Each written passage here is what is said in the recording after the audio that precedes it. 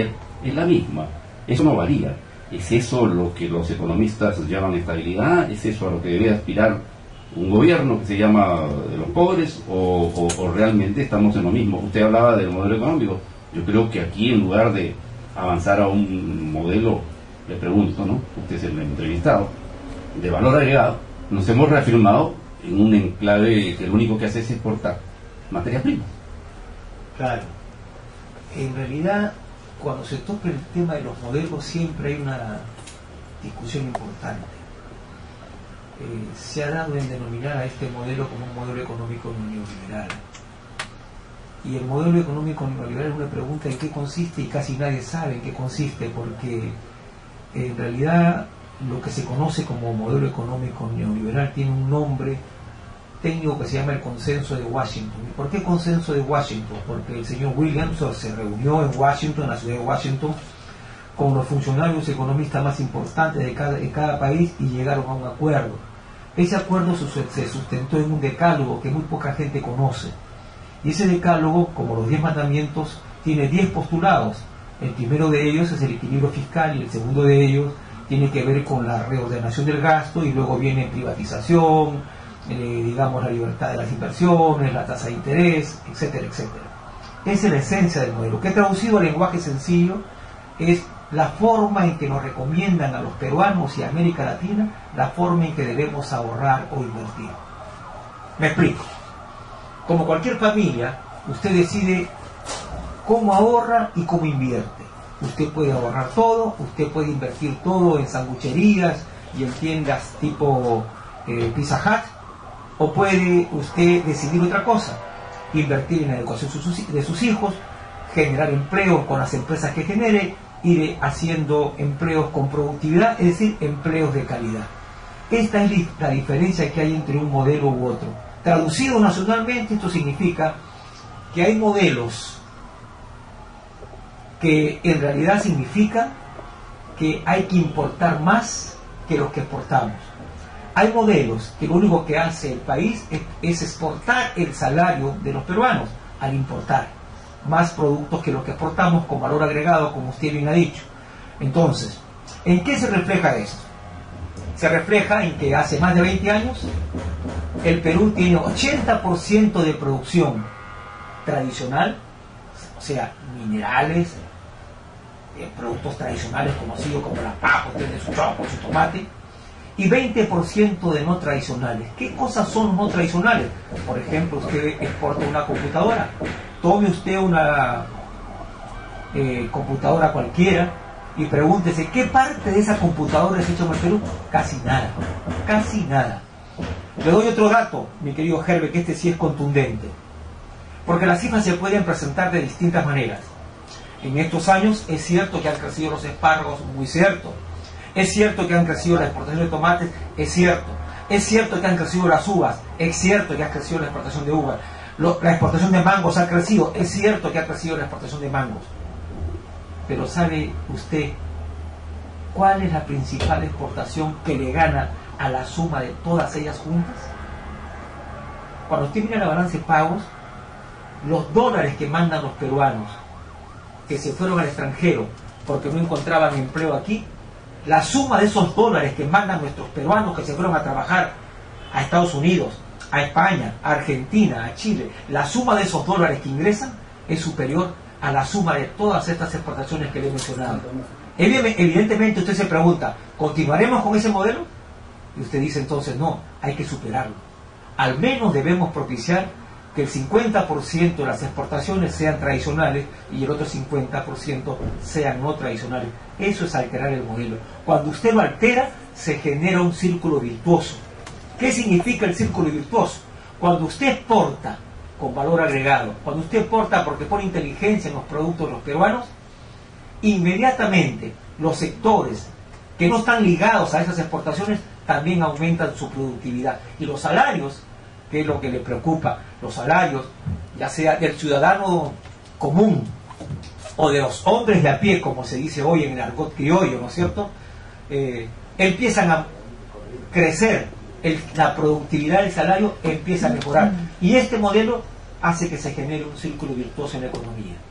Esta es mi opinión sobre el modelo. Bien, perdón, Herbert. Yo quisiera, más que nada, ahondar un poquito más aquí. Por favor. Buenas tardes, y buenas tardes. Un placer tenerlo aquí, señor de Alerta. Usted ha dicho cosas muy ciertas y cosas tal vez de pronto un poco confusas también para la opinión pública en general y en particular. Se habla de un equilibrio económico. Tenemos entendido, lo dicen algunos analistas y algunos técnicos, de que el modelo actual, el modelo neoliberal, el modelo vigente, es totalmente excluyente, no permite la participación de pronto de las grandes mayorías, a todo lo contrario. Es un modelo hecho para beneficiar de pronto a los pequeños grupos de las transnacionales y un modelo que actúa al margen de las grandes mayorías. Usted ha hablado de un cambio, usted ha hablado de cambiar el modelo neoliberal. Yo le preguntaría, ¿qué propone? A ver, vamos a... ¿Qué propone usted y dentro del punto de vista técnico? Sí, claro que sí. Primero vamos a ubicarnos, ¿no es cierto? Los modelos no tienen que ver con la voluntad de las personas, con la buena o mala voluntad de las personas. Yo creo que vamos a asumir de buena fe que hay buena voluntad en quienes implementan el modelo, creyeron que el modelo era lo correcto y lo hacen. Pero cuando una economía cifra su crecimiento solamente en productos primarios, por ejemplo, para tratar de llegar a la mayor cantidad de oyentes, un país cuyo casi 60% de exportaciones es oro, cobre, zinc y remesas de los peruanos que se fueron a trabajar al exterior, 60%, es un país que tiene un futuro endeble, ¿no? Porque el día que esos precios caigan, tenemos problemas. El día que haya crisis en el mundo y los peruanos no puedan mandar plata a su país, tenemos problemas. Entonces el desarrollo debe estar más en nuestras manos, ¿no es cierto? Bueno, esa es la parte de la aclaración. Ahora usted me pregunta, ¿qué hacer? ¿Qué propongo? ¿Qué proponemos? Nosotros ponemos 3 grandes reformas. Obviamente el tiempo de la radio es corto, pero le voy a decir, una reforma económica, una reforma política y una reforma social. La reforma económica está planteada en modificar la relación de ahorro-inversión.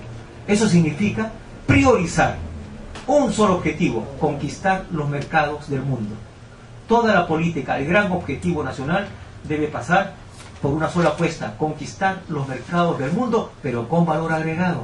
Esa es la apuesta, con valor agregado, poniéndole conocimiento y talento a cada cosa que exportemos, de tal manera que salimos de exportar, mejor dicho, junto con exportar minerales, empezamos a crecer más en los productos que tienen el talento de los peruanos allí.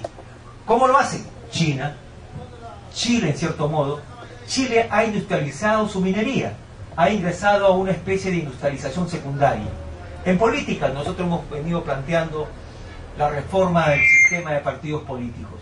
Ese es el punto central, una reforma del sistema político. Y en la parte social hemos venido planteando, no de ahora, de la coyuntura electoral, sino la recuperación moral del ejercicio del mando y el poder.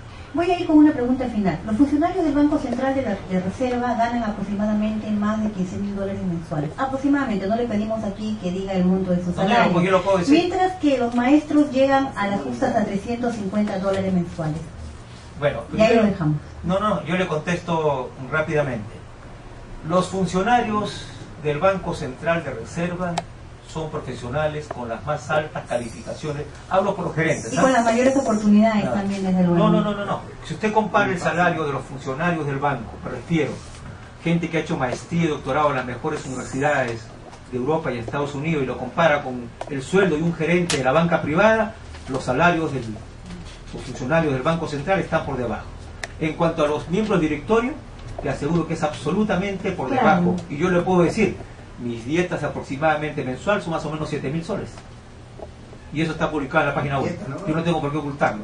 Y lo envío permanentemente a los congresistas para que sepan el ingreso. Bueno, pero de todas maneras no está en discusión los logros profesionales ni tampoco los estudios técnicos. En todo caso, los salarios son cuestiones de la política de gobierno, pero comparados al sueldo mínimo vital no deja de ser una ofensa para el grueso de la mayoría.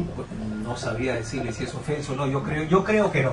Yo creo que el salario de los funcionarios del Banco Central, y lo digo transparentemente, lo defenderé en esta radio, en la televisión y en cualquier parte, porque comparado con los salarios de los funcionarios de otros bancos centrales de América Latina y del país, yo creo que estamos por detrás. Claro, yo creo que si no pasaría, ¿sabe qué? Si no pasaría, ¿sabe qué? Lo que ha pasado normalmente.